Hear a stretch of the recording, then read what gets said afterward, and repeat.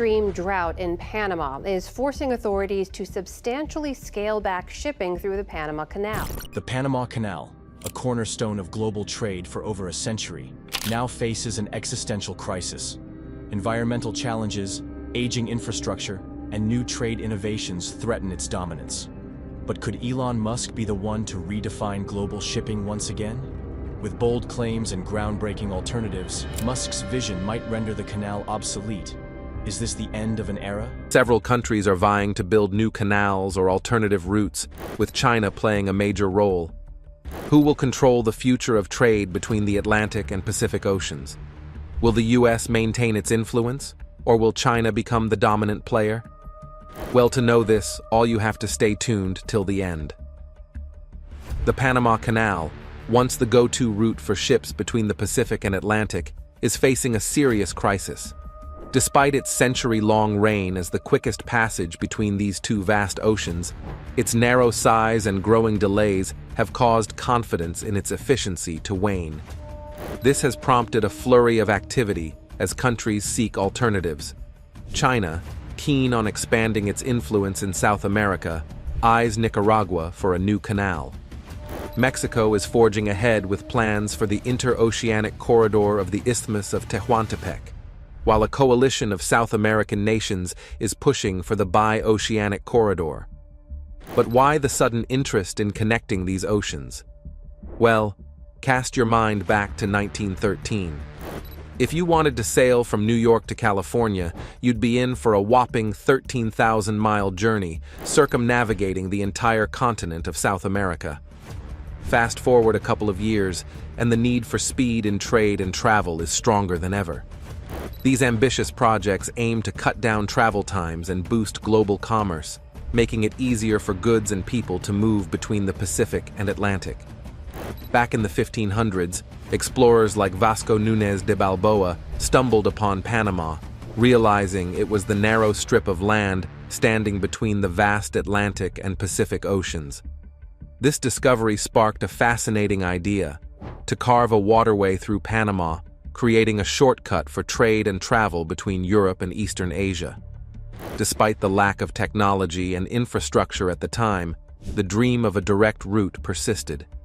Fast forward to the 19th century, and serious proposals for such a canal began to surface. The American government, grappling with supply route issues for centuries, finally decided it was time to act. Panama, along with two other strategic points, emerged as primary locations for overland transport of cargo. This marked the beginning of a monumental effort to connect the world's two great oceans.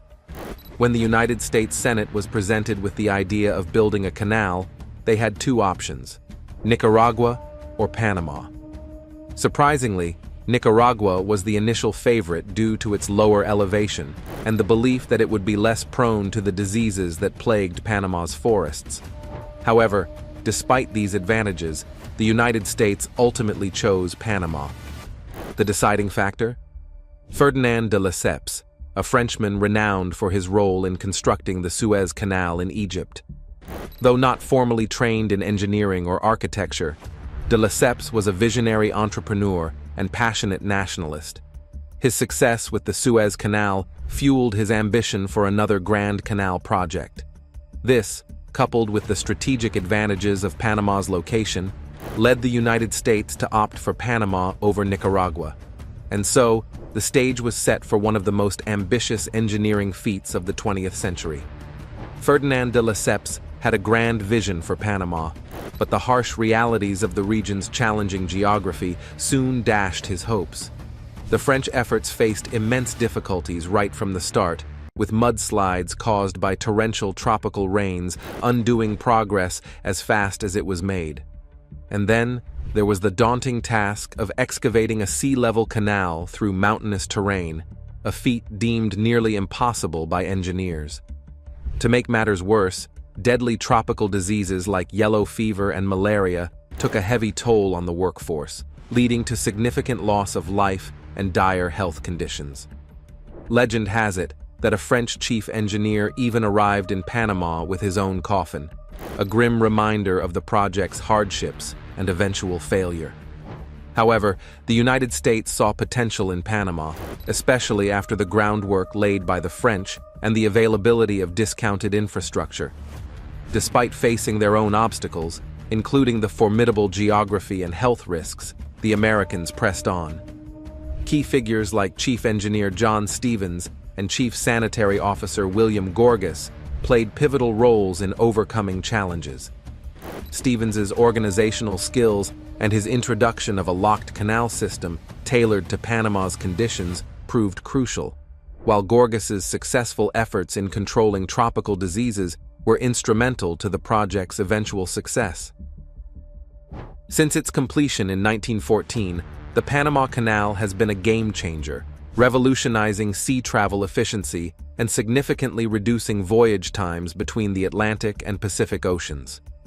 Even today, it remains the most efficient route for navigating between these vast bodies of water, facilitating global trade and connecting nations. The enduring legacy of the Panama Canal stands as a testament to human resilience and ingenuity in the face of seemingly insurmountable obstacles. Over time, the Panama Canal has encountered growing challenges due to its original construction. One major issue is its size, which no longer accommodates the ever-expanding dimensions of modern cargo ships. Despite attempts at expansion, the canal remains too narrow for these vessels, and widening it raises concerns about depth. Additionally, the canal has become increasingly congested, resulting in lengthy wait times for ships. This congestion, coupled with the surge in global trade over the past century, has led to significant delays and a pressing need for alternative routes between the Pacific and Atlantic Oceans. As maritime traffic continues to intensify, the limitations of the Panama Canal have become more apparent. Larger ships struggle to navigate its narrow confines, and the sheer volume of vessels passing through has created bottlenecks and long delays. This has sparked interest in exploring alternative options to alleviate the strain on the canal and improve efficiency in transoceanic shipping. One potential solution involves revitalizing existing infrastructure, such as railway lines and ports, to provide supplementary routes for maritime trade. By enhancing transportation networks, countries can offer alternative pathways for goods to travel between the two oceans, reducing reliance on the congested Panama Canal. Another approach is the development of entirely new corridor projects aimed at enhancing connectivity between the Pacific and Atlantic.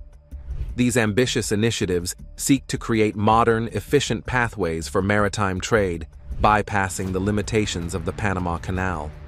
Whether through expanded canals, improved railways, or innovative transportation corridors, the goal is to facilitate smoother, more efficient movement of goods between the world's two largest oceans.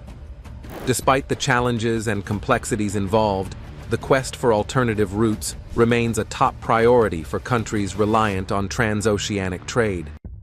While past attempts at constructing alternative canals may have faltered, advancements in technology and infrastructure offer new opportunities to overcome previous obstacles. By investing in infrastructure upgrades and innovative corridor projects, countries aim to alleviate congestion, reduce delays, and enhance the efficiency of transoceanic shipping.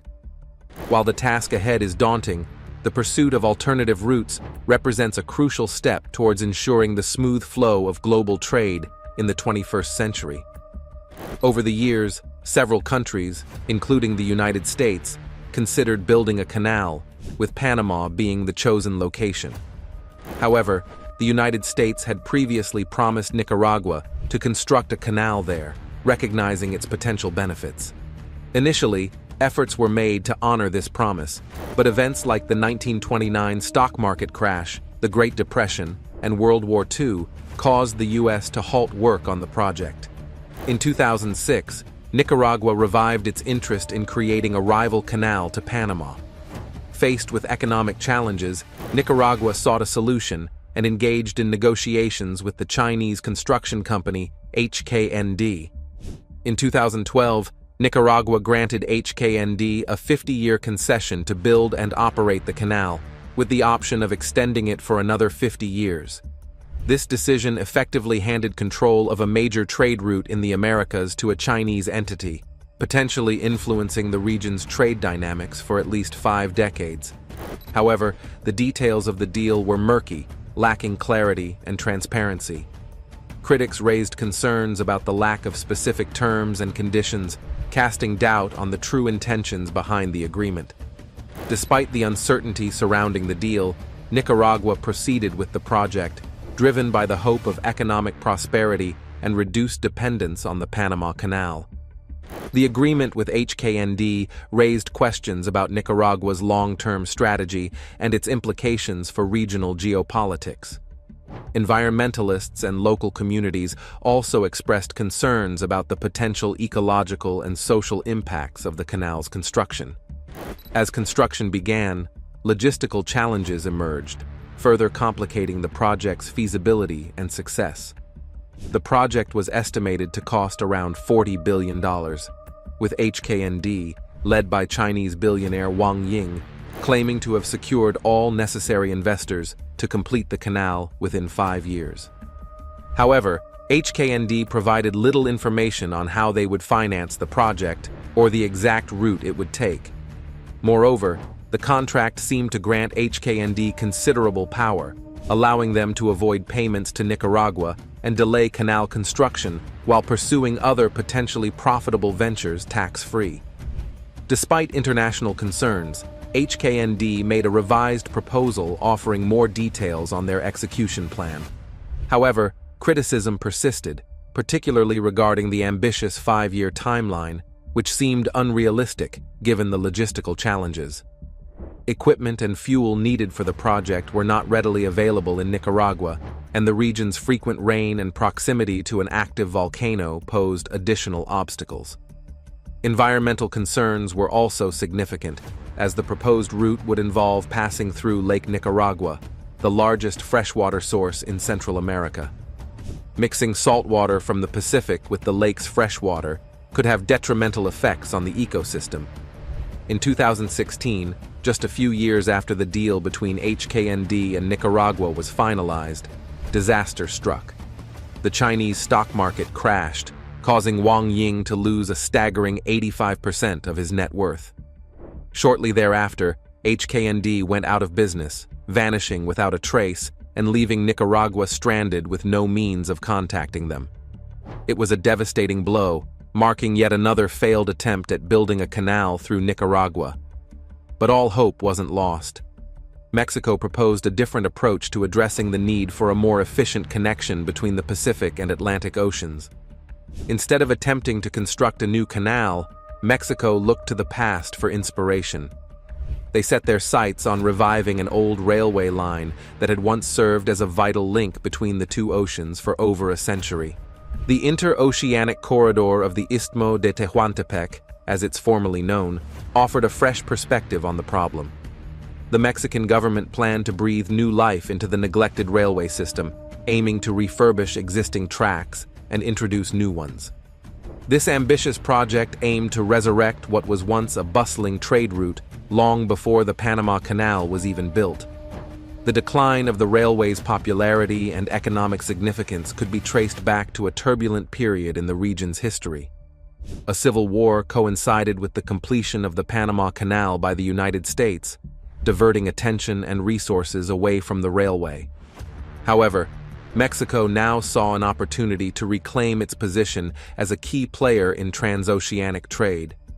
By revitalizing the old railway, Mexico hoped to offer a viable alternative to the Panama Canal, one that could accommodate the needs of modern trade. Unlike the failed attempts at building new canals, this approach tapped into existing infrastructure, leveraging its historical significance and strategic location. But challenges lay ahead. Revamping the railway would require substantial investment and coordination. The project would need to address issues such as outdated infrastructure, logistical hurdles, and environmental concerns. Yet, despite the obstacles, Mexico remained determined to see the interoceanic corridor of the Istmo de Tehuantepec through to fruition. The advent of the canal dealt a heavy blow to rail cargo, causing a staggering decline of over 75% in just 2 years. The once thriving railway system quickly became obsolete in the face of such stiff competition. However, in 2020, Mexico's president proposed a different approach, one that complements rather than competes with the Panama Canal.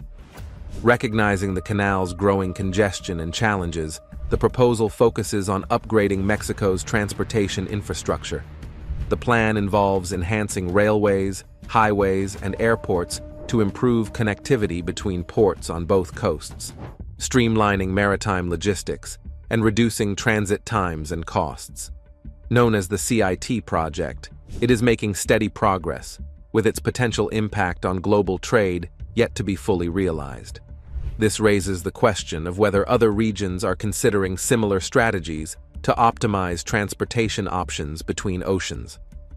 In December 2015, Brazil, Chile, Argentina, and Paraguay took a significant step by jointly signing the Union Declaration to initiate the Bi-Oceanic Corridor project. This ambitious initiative aims to modernize major roads, bridges, railways, and tunnels connecting these countries with the goal of simplifying travel and trade among them. The project seeks to make cross-border transportation faster and more efficient while enhancing economic competitiveness and fostering closer regional integration through improved customs procedures and infrastructure. South America's natural barriers, such as mountains and the Amazon rainforest, have historically hindered internal trade, favoring routes like the Panama Canal for east-west trade. The Bi-Oceanic Corridor project aims to change this by establishing a direct link between Brazil's interior and Chilean ports via Paraguay, significantly reducing travel time. This could lead to increased exports for Brazil, particularly in agriculture, and provide better access to Asian markets for Argentina's beef and wheat. Chile stands to benefit as a regional trade hub, leveraging its well-developed port infrastructure and existing trade agreements. Overall, the project represents a transformative endeavor that promises to reshape South America's trade landscape, unlocking new opportunities for economic growth and prosperity. Critics are quick to highlight various challenges and potential drawbacks, especially concerning China's increasing involvement in South America. China's economic footprint in the region has expanded significantly, thanks to investments in various infrastructure projects, mining operations, and renewable energy initiatives. This surge in Chinese influence has sparked concerns about economic domination and its broader geopolitical ramifications. Two notable projects heavily influenced by China are under scrutiny. Questions arise about China's intentions and its long-term plans regarding these relationships. This is not just a matter of economic cooperation, but also carries significant geopolitical implications, particularly for the United States and the Panama Canal. China's expanding presence in South America presents a host of challenges. It could potentially erode U.S. influence in a region traditionally seen as its own backyard, reshaping trade dynamics in the process. The fear is that Chinese investments might redirect South American exports toward Asia rather than the United States, which could affect American businesses and trade relations in the region. Moreover, this development has the potential to impact the Panama Canal's role as a critical trade artery. While the canal has historically served as a vital link for global trade, offering a shortcut between the Atlantic and Pacific Oceans, the emergence of new corridors presents a formidable challenge. One such corridor, heavily backed by China, could offer an alternative route for shipments, particularly those originating from Brazil, Paraguay, Argentina, and Chile, and destined for Asia. Moreover, the enhanced connectivity within South America could stimulate greater regional trade, potentially altering the nature and volume of goods passing through the Panama Canal. While the HKND project in Nicaragua has crumbled, there's a surprising twist for the United States. The corridor is nearly 75% complete. This progress, largely facilitated by Chinese assistance due to the lack of active involvement from the U.S. government, poses a significant challenge. With the corridor nearing completion, the Panama Canal will no longer enjoy its monopoly as the sole transit route in the region. As the Panama Canal faces its most uncertain future, The world watches a historic shift in global trade. Will innovation leave this once crucial waterway behind, or can it adapt to the demands of a new era? With emerging technologies and geopolitical tensions shaping its fate, the stakes have never been higher. What do you think? Can the canal survive, or is its time truly up? Let us know your thoughts.